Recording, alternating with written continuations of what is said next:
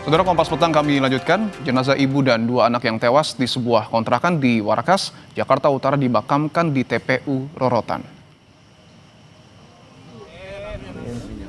Tangis anak korban berinisial M tak terbendung saat melihat ibu dan dua saudaranya dimakamkan usai ditemukan meninggal dunia di kamar kontrakan kemarin. 3 jenazah dimakamkan usai diotopsi di Rumah Sakit Polri. Hingga kini, saudara, belum diketahui pasti penyebab ketiga korban tewas dan 1 korban kritis.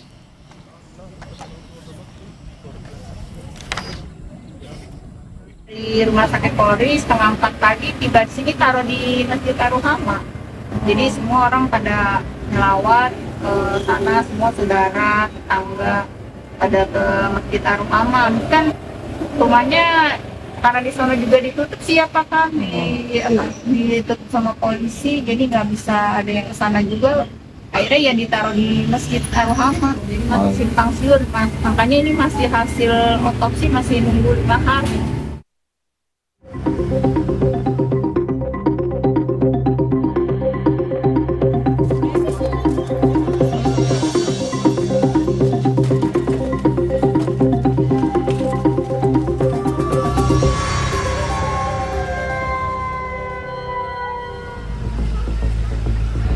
Penyebab kematian ibu dan 2 anak di sebuah kontrakan di Warakas, Jakarta Utara masih dipenuhi misteri. Dari keterangan M, anak korban mengaku pertama kali dirinya lah yang mengetahui kematian ibu dan 2 saudaranya di dalam rumah kontrakan ketika baru pulang kerja Jumat pagi. Korban meninggal ditemukan dalam kondisi mulut berbusa, sementara 1 korban kritis. M langsung minta pertolongan kepada tetangga sekitar rumah. Keterangan awal dari anaknya yang pulang kerja itu buka pintu, kemudian mendapati keluarganya dalam kondisi tiduran tapi mengeluarkan busa, kemudian yang bersangkutan minta tolong ke masyarakat sekitar. Dalam olah tempat kejadian perkara, penyelidik membawa sejumlah barang bukti termasuk minuman teh di dalam panci yang berada di dapur. Dari tubuh para korban ditemukan luka melepuh. Pak, katanya waktu di TKP juga ada sempat teh yang belum terminum ya Pak, di dalam sebuah teko. Bukan sempat terminum, memang ada teh di sekitar dapur aja yang memang dibiarkan di panci. Masa kondisi jenazah memang ada yang melepuh-melepuh gitu Bang? Secara kasat mata di bagian mana aja Bang? di sekitar tubuh itu. Polisi masih mendalami penyebab pasti kematian ketiga korban. Ketua RT yang juga menjadi saksi menyebut warga jarang bertemu atau berinteraksi dengan para korban. Informasi dari itu ada 4. Informasi dari tetangganya. Itu satu keluarga atau gimana, Pak? Satu keluarga. Pak, tahu nggak Dugaannya, Pak? Dugaan konsumsinya apa, Pak? Gara-gara Saya kenapa nggak tahu gitu? ya. Saya nggak paham gitu. Tak keracunan apa gitu, Pak? Karena orangnya juga jarang komunikasi dengan tetangga. Selain meminta keterangan saksi dan mengumpulkan barang bukti, ketiga jenazah juga dibawa ke Rumah Sakit Polri Kramat Jati untuk diotopsi. Polisi juga masih menunggu keterangan saksi kunci, yaitu anak korban yang masih kritis dan sedang dirawat di rumah sakit. Tim Liputan, Kompas TV, Jakarta.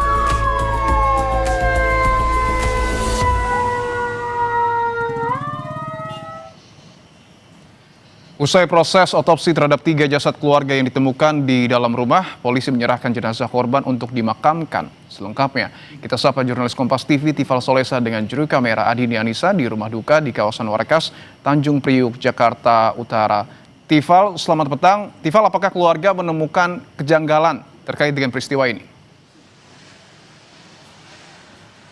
Keluarga mengaku tidak menemukan keganjilan atau kecurigaan tertentu yang berhubungan langsung dengan kematian anggota keluarga mereka, terlebih dalam hal ini SS, ibu dari 4 anak yang tinggal di sebuah rumah kontrakan di kawasan Warakas, Tanjung Priok, Jakarta Utara ini. Sempat saya berbincang dengan kakak kandung SS, Muhammad Taufik, kepada saya tadi menyampaikan bahwa tidak ada hal-hal yang dianggap misterius di mata keluarga maupun sepanjang komunikasi terakhir yang dilakukan antara pihak keluarga, dalam hal ini saudara-saudara kandung korban yang berlangsung selama ini. Terakhir kali diakui bahwa komunikasi berjalan terakhir itu di tanggal 29 Desember 2025, namun tidak ada hal mencolok yang terbaca di mata keluarga dari percakapan itu hingga akhirnya keluarga mengetahui SS bersama dengan 3 anaknya atau 2 anaknya ditemukan tewas, sementara 1 lainnya masih dirawat di Rumah Sakit Umum Daerah Koja, Jakarta Utara.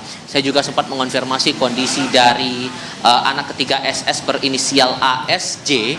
Kondisinya bagaimana sekarang? Taufik menjemput bahwa ASJ dalam kondisi sadar, sudah bisa makan, namun masih mengalami nyeri atau di bagian tubuh yang cedera akibat terjatuh dari kamar mandi di rumah tempat kejadian perkara.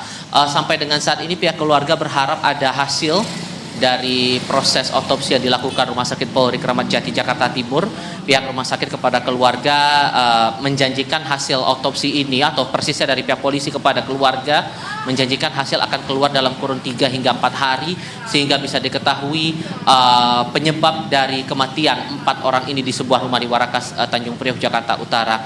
Dalam kesempatan yang sama saat kami memantau kondisi di sekitar kediaman atau rumah duka keluarga SS ini, saya juga melihat kedatangan praktisi hukum Azam Khan datang kemari bertemu dengan pihak keluarga. Azam menyebut dalam kedatangannya kali ini tujuannya untuk bisa membantu pihak keluarga bisa mendapatkan keadilan, setidaknya mengetahui penyebab kematian dari SS dan 2 anaknya ini.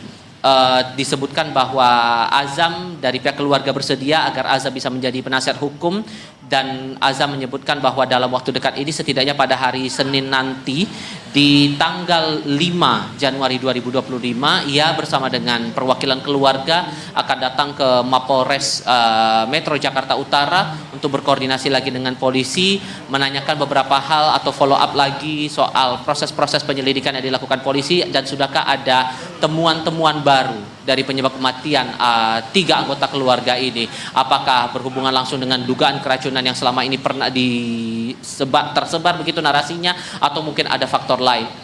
Dari Azam sendiri tidak mau terburu-buru memberikan dugaan-dugaan, tapi yang memastikan atau harapannya kemudian dari proses yang berjalan saat ini masih dalam penyelidikan awal oleh polisi, kematian atau penyebab kematian dari 3 anggota keluarga ini bisa segera terungkap, Dipo.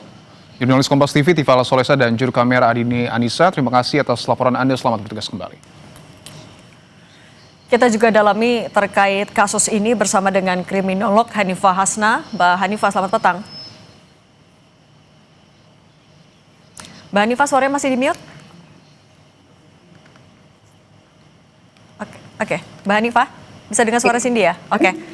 Mbak Hanifah, ini kan ada dugaan ya keracunan, kemudian korban meninggal dunia ditemukan di ruangan berbeda dan korban selamat masih sempat meminta tolong. Kalau dari beberapa temuan ini, Anda melihat ada indikasi tindak pidana atau kemungkinan lain?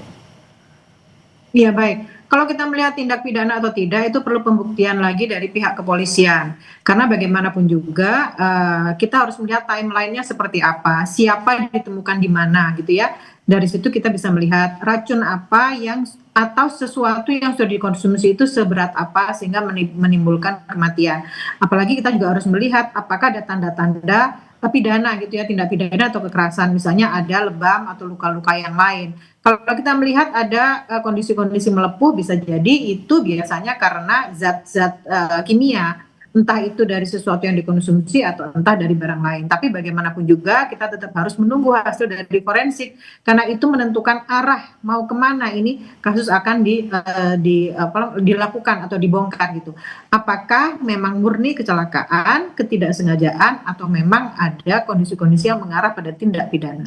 Oke, tapi kan untuk otopsi dan juga uji toksik masih berlangsung. Secara paralel ada yang bisa dilakukan juga tidak oleh polisi untuk mempercepat tahu penyebabnya ini karena apa?